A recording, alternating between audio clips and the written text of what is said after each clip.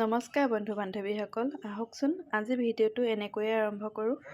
আজি যিহেতু সোমবাৰ, আমাৰ ঘৰত একেবাৰে নিৰামিষ চলিব। তাৰ কাৰণে এয়া মই বন্ধাকবি, বিন, বেঙেনা, আলু, লেবৰা চব্জি বনাবলৈ ৰেডি কৰি ল'লোঁ। আৰু এয়া বেঙেনা কাটি ইয়াতে নিমখ হালধি সানি থৈ লৈছোঁ।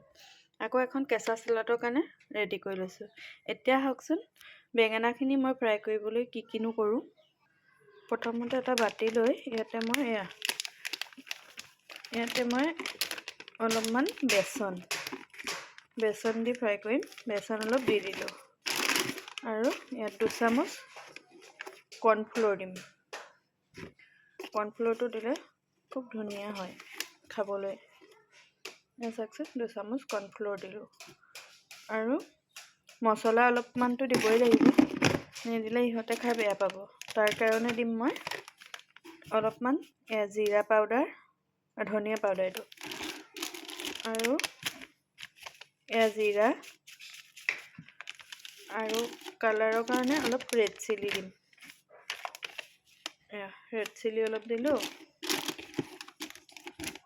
হৈ যাব। মছলা ইমানেই দিম। হালধি আৰু নিমখ লগত দি দিম। নিমখটো একেবাৰে নিজৰ হিচাপত দিব, কেনেকৈ ভাল পায়। আৰু এটা মেইন বস্তু ইয়াত অকণমান মই চাওকচোন একেবাৰে আঙুলি সময়ত চৌদা খাৰ অকণমান দি দিছোঁ। আৰু এতিয়া এইখিনি মই গুটি ল'ম। ইয়াতে অকণমান পানী দিম, বেছি নিদিওঁ, কম পৰিমাণে পানী দিম আৰু ধুনীয়াকৈ ফেটি ল'ম। ধুনীয়াকৈ হৈ গ'ল, ইমানটোকে ৰাখিছোঁ। এতিয়া বেঙেনাখিনি জোবাই কৰিম।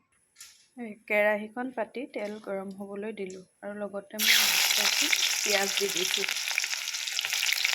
পিঁয়াজ অকণমান দি দিলোঁ আৰু মই পিঁয়াজতে লগত নিমখ নিজৰ হিচাপত দিব। নিমখ সদায় নিমখ, হালধি তেলতে দিয়ে দিছোঁ। হালধি অকণমান বেছিকৈ দিছোঁ আৰু লৰাই অকণমান ৰঙা হ'বলৈ দিম। আৰু কাটি লোৱা চব্জিখিনি চাওকচোন, কেৰাহীখনত একেবাৰে হেতা লৰাব নোৱাৰাকৈ চব্জি হৈ গ'ল। একো নাই, 5 মিনিটমান ঢাকনখন দি থ'লে নিজে বহি যাব।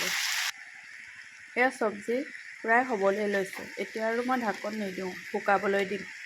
আৰু এইটো চাইডেও মই কেৰাহীখন পাতি লৈছোঁ বেঙেনা ফ্ৰাই কৰিবলৈ।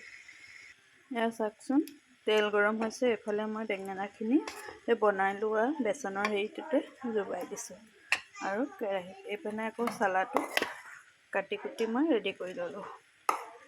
এতিয়া কেৰাহীত দিম। এয়া চাওকচোন, তেলত দি মই আলুটো কৰি দিছোঁ। ধুনীয়াকৈ চিমতে অলপ দেৰি সিজিবলৈ দিম।